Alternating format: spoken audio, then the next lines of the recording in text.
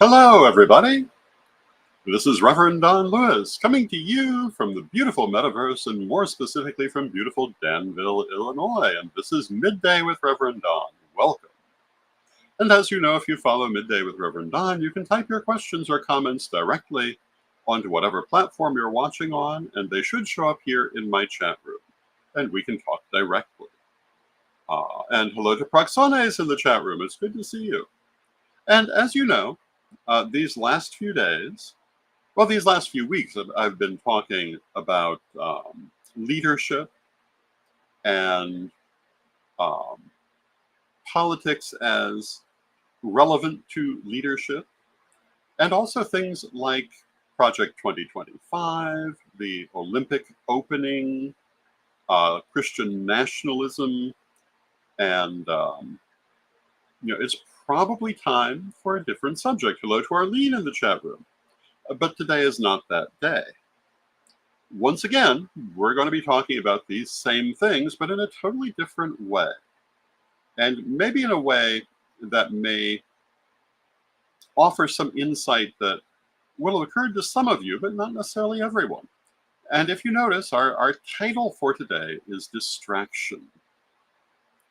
And one of the things I've remarked over these last few days, talking about the Olympic opening, is the idea of manufactured outrage, and the idea that Christian nationalists were looking for something to make an issue out of. And in fact, I will point out the Feast of the Gods was not the first attempt to try to create an artificial outrage over the Olympics. The first one just didn't go as well. And why would someone be looking to create artificial outrage? Well, there are a couple of reasons. And one of them is, in the US, we tend to love the underdog. So if you can make yourself appear to be the underdog even when you're not, you get a certain amount of sympathy. The other, of course, is to distract from other things. And hello to Janet Gann. And why would a controversy over an Olympic ceremony be politically useful at this moment? What would it distract from? Well, what was everybody talking about last week and the week before and the week before that? Project 2025.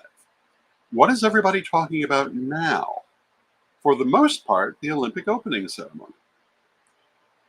I will tell you bluntly, I think it's largely an attempt, in addition to all of the other political aspects of it, to shift the dialogue away from the more damaging dialogue about Project 2025. I think that it's an attempt to get focus off of that. And the correct answer to that is not to take our focus off of that, not to back off of the dangers of the Christian nationalist movement, and not to be distracted by their supposed offense over a tableau that really could not reasonably have been taken the way they're claiming to take it. I don't see, even with NBC not having covered it properly, how you could get the Last Supper out of the Feast of the Gods. It is a wide stretch of the imagination. It is something I don't know that most of these people would ever have arrived at if it wasn't suggested to them by some of their opinion leaders. And again, why would they suggest it? Why would they go out of their way to create an artificial controversy? Well, to get people's attention off of other things. Now, that's not everything I have to say about distraction today. Distraction is a constant political tactic, whether we're talking about national politics, community politics, or organizational politics. And you will see it even in Facebook conversations. And if you look at, if you look in our pagan community, how often Do you see someone start an important conversation about some significant behavior or situation in our community? And a few comments down the line, someone's trying to completely change the subject onto something else. Um, that is an example of this same technique, to disarm the original argument by shifting people's focus away from it. And this is an important thing to bear in mind, because as you go out into the world, as you try to make important points, one of the things you're going to be dealing with is people trying to simply change the subject in their own direction. And hello to Janet Winston in the chat room. It's good to see you, Janet. This even happens in things like classes. And I learned this many years ago when I was doing regular in-person classes in Chicago. It was not uncommon there'd be one person in that class who, if I had let people just generally talk, which is what I prefer to do in a class, they would end up shifting the conversation entirely to themselves and take it over. And this is something I've had trouble over the years dealing with, but I've gotten a little better about it. It's a very important tactic to understand, because it is a constant way that you see people undermining important projects, undermining important conversations.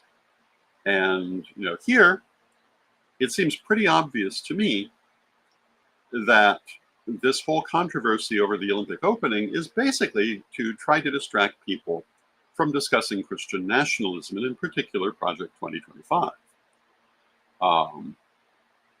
Some people are calling it Agenda 47, I believe. Same thing.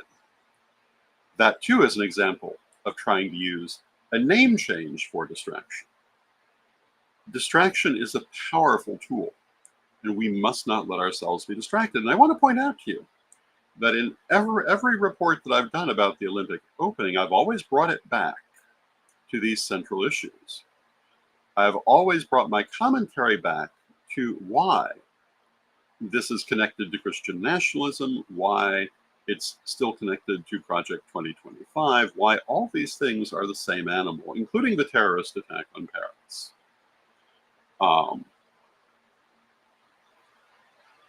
It is natural for humans to be easily distracted. There are a number of reasons for that, including the fact that, when living a more natural life, we need to be aware of whatever is going on around us. And so we have to see not just the main thing we're looking at, but what might be on the side. And that's not bad, but sometimes it can be. And so, for example, let us say that we're an early human living in the wild, and we are hunting a rabbit. And while we're hunting our rabbit, there is a wildcat off to one side hunting us. If we cannot be distracted, we will not see the wildcat. It's worth losing track of the rabbit to be protected from the wildcat. This is why it's a natural trait. However, we are not living in that circumstance, and we're not hunting rabbits. And being easily distracted from important issues is not a good trait now.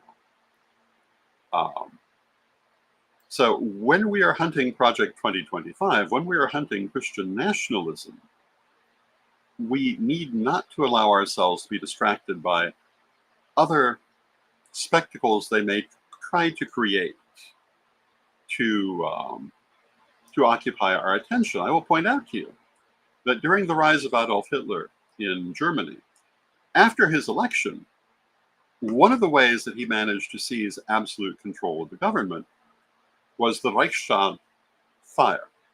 The Reichstag was the equivalent of the Congress.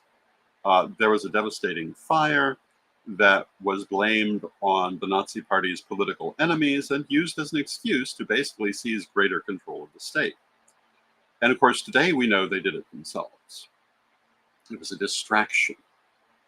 It was intended to create chaos. It was intended to pull people away from what they were from seeing what the Nazis were actually doing to being afraid of a different danger that wasn't actually there. And Christian nationalists are using this on their own people every day. And if you watch it, you will see it very clearly. And the Olympic opening is one of those things. Even if it were what they claimed, an intentional mocking of the Last Supper, a famous painting by a gay man, a person that theoretically they are not fond of, and yet apparently they are. But even if it were that, it doesn't hurt them in any way. It's hardly worth the response they gave. More must be there. But they're not looking for it because they're not conditioned to look for it. They're conditioned only to look on the surface. I was speaking the other day about one of the reasons this has been so successful is that Christian nationalists do not have a wide range of references. They naturally thought the depiction of the goddess Sequana must be revelationist imagery because that's the only imagery they're really familiar with. They have been shielded from the fact that there's a whole world of imagery out there, and that the vast majority of people don't put everything in revelationist terms, or even think about it very often. That a figure on a horse can represent 1,000 things, but to them it represents only one because they only know one. They also are trained not to look below surfaces because they're trained not to ask questions. Anyone who has dealt with conservative churches knows that, because if I had $1 for every person who told me they came to paganism, or rather that they left Christianity and later came to paganism, because they were basically thrown out for presuming to ask reasonable questions, I'd have a lot of dollars. Asking questions looking below surfaces is strongly discouraged in these communities. So it's easy to distract them with something they will not bother to look beyond, because in their mind, you don't look beyond. These are things to be aware of. These are things to be mindful at as you watch the news and attempts to manipulate the news. Now, the good news, in my opinion, is that this is still a minority of our population. They're a large minority, but they're still a minority. But they're a very manipulative and a very loud minority. And I'll give you an example of what I was talking about the other day, or a few moments ago, and I saw this the other day. It was a conversation relevant to the current presidential election. I won't say what it said, but it was barely into the conversation when someone completely changed the subject to talking about AI-generated images, something utterly irrelevant. But it shut down the more important conversation about the presidential election. Did the person do that deliberately? Well, I don't know them, so I don't know. But they certainly could have. It was certainly an act of sabotage to the original conversation. I think we need to be mindful of these attempts at sabotaging conversations, these attempts at manipulating the news, manipulating people's point of view. Now, Janet says, these were my thoughts about the Olympics and Project 2025, that it's creeping in right before us. Yes, absolutely. And, I've made the point before about Project 2025 that the upcoming election, while it could, under miraculous circumstances, go a long way toward answering the problem, just by itself, it does very little, because the court system has been so heavily corrupted in favor of the Christian nationalist point of view that it would take a massive change in the legislative branch of government to make a difference. Several years ago, the court system of the United States was virtually overthrown by Christian nationalists. And if you didn't notice that, I don't really know how you missed it, except you were probably distracted by the kind of things we're talking about. This is why we need to be mindful of not letting ourselves continue to be distracted. And, I feel like I'm being very preachy about all of this. And, for many years, I've tried not to do that, but I kind of feel that, people must hear this, or at least I must make an effort to try to tell people this. I was talking about the book Mask of Vishvastika, which was written in the 1950s by a German Jewish man whose family had fled Germany to escape the war and to escape what would have happened to them, who went back after the war to interview German family friends about their experiences. And one of the friends was um, a countess who had gone throughout Germany trying to warn people of what was coming, only to be told again and again, it can't happen here, you're being an alarmist, etc. And if you watch, you'll see people saying, when people bring these things up, you're being an alarmist, you're being a fearmonger, what have you. I cannot say too loudly, no, that is not the situation. These are things people need to hear now. They needed really to hear them 20 years ago. And if you go back through the archives of Karelian TV, you'll see that I and Ed the Pagan and some of our other people were talking about this 20 years ago, but no one would listen.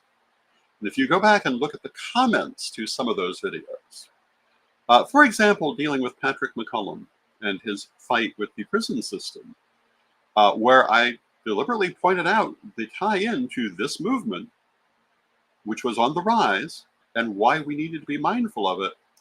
There are people denying the whole thing, saying that I should not talk about such issues, etc. If our community is surprised by this, it's because they chose to be surprised. They were warned. We were warned. But, we're still being warned, and I'm still sitting here warning. And I hope that the people who are here listening to me are paying attention. And I noticed that the numbers on my Midday with Reverend Don are going up rather than down. So I think maybe this time people are listening simply because it's so obvious. Now, tomorrow, we would normally have Chris Copeland as our guest, but she's still on vacation. And so I'll be doing mini readings, but also talking about the newest things from Karelian Publishing. And one of the newest things is Ed the Pagan's new book, The Witch Wars Defense Manual, Volume 2, How to Win. If you want to understand in greater detail things like how distraction is used to get people's minds off of important arguments, important discussions, to see how distraction is used to sabotage those distractions or those discussions. If you want to see other political techniques that people use to advance agendas, often in very manipulative ways, this book is an excellent place to learn about it, to see both what people have done, what they are doing, and so forth. 20 odd years ago, Ed the Pagan wrote the first Witch Wars Defense Manual, which is widely considered the most infamous book in the pagan world, because it talked about the secrets of witch wars, of the techniques that people were using. And because it talked about them, a lot of them became less effective, which is the thing that caused people to resent the book. But 20 years later, there's a lot more to say and a lot more examples to give. And so I would like to encourage you to consider getting a copy of that book, and you can find it at KarelianPublishing.com. The original is available as a free PDF all over the place. We may put it up at Karelian Publishing. We have not yet. But the second one stands on its own. You don't really need to read the first one to understand the second one. And the things that are important to remember from the first one, I'm sure, will be revisited in the second, along with many new things. And, it's about witch wars. But it's the same tactics you see in the wider community. It's the same tactics we see Christian dominionist Christian nationalists using. They're universal tactics. And being aware of these can make you less susceptible to them. There are a number of things I can say on this, and I don't want to make it into a distraction. But another very popular technique I've talked about before is when a person who's basically unknown decides to attack someone who's very prominent in the hope of triggering an actual fight with them, getting them to respond, because in doing so, they lift up the unknown person to look like they're on the same level as the well-known person. This has been one of the major witch wars tactics throughout the years. Now Janet Winston says, "I hope you bring back a physical copy of Volume 1." And maybe we'll do that. I'll have to talk with people about whether we want to do that as well. It certainly was a book worth having, and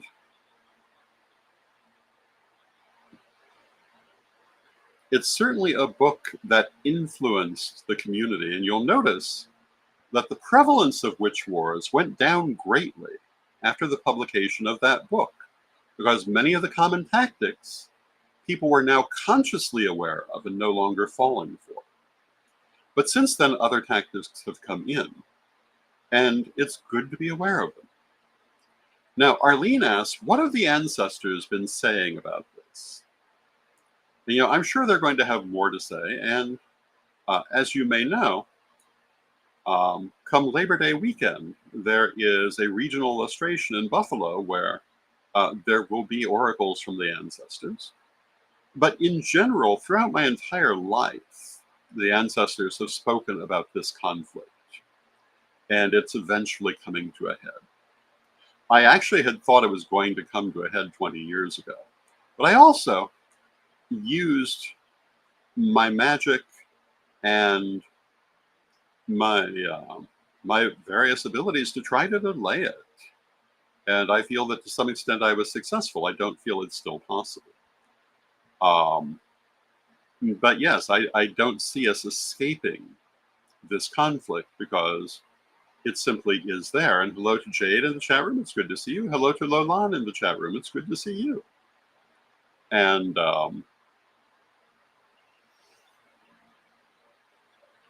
I'm sure we will see more of what the ancestors have to say about it.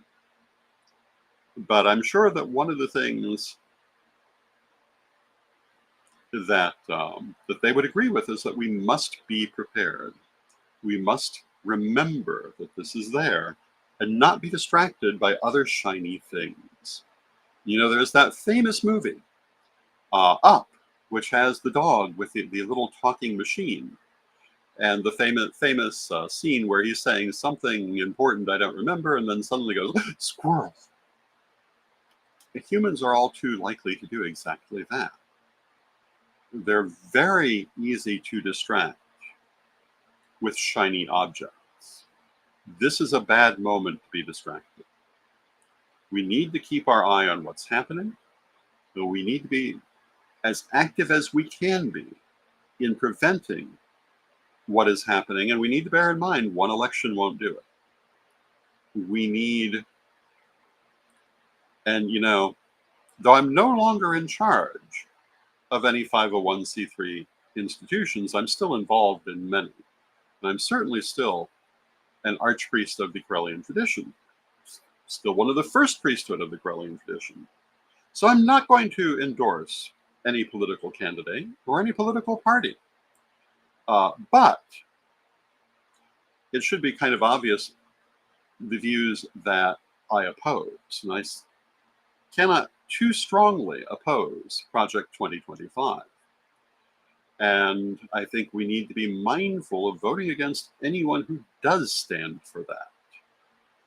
We need to be, in my opinion, one-issue voters. And that one issue are our rights, whether it's as pagans, for those of us who are part of the LGBTQ community, those rights, For those of us who belong to various ethnic minorities, those rights, because they're all deeply undermined by Project 2025. And granted, Project 2025 is not exactly anyone's party platform. It's the statement of a private group. But that private group is a major donor across the board in politics. And I would be lying to you, and anyone else is lying to you if they say this is all about one party or one candidate. It is not. Christian nationalists are present on both sides, all sides, because they've been working to make themselves present on all sides for a long time. And we need to be conscious of that too. This is not a simple situation today.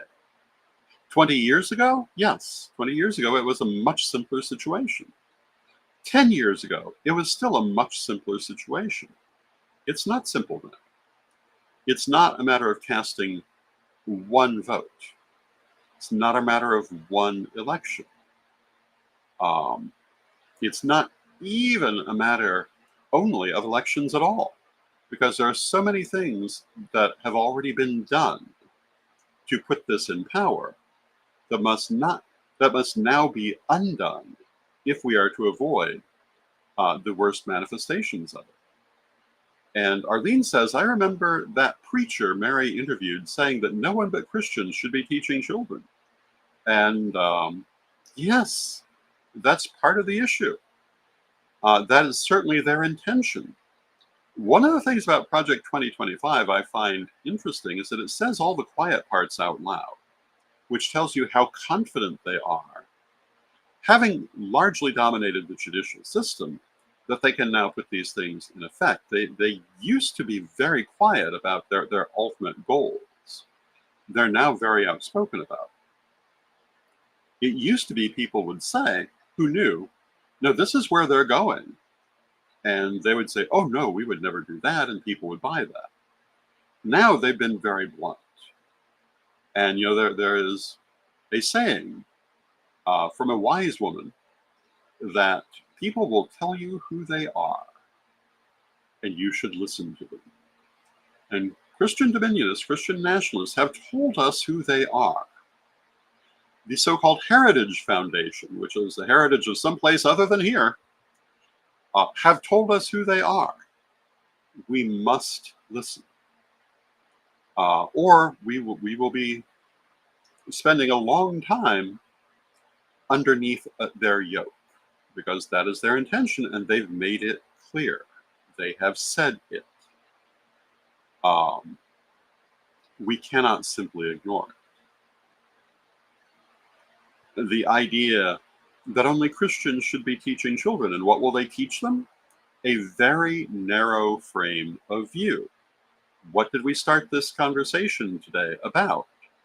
Why so many Christians could not see anything but Christian symbolism in that Olympic opening, because they know no other symbolism. They know no wider sense of history. They probably don't know who Dionysus is. They have no idea why the Olympic gods and a painting about the Feast of the Gods would be relevant to the Olympic Games, because they were not taught these things. And that is also part of the goal for our school system, to not teach anything out of this narrow frame of reference so that people cannot question it. I could go on about this at great length. I am going on about this at great length, but we've come to the end of our half hour. So once again, I'll be back tomorrow. And tomorrow I'll be doing mini readings, which will be more fun. But I'll also, once again, be talking about the Witch Wars Defense Manual 2 and why this is important, and also other new things from CorellianPublishing.com. So please join me then. And for now, let us close with our prayer, as we always do.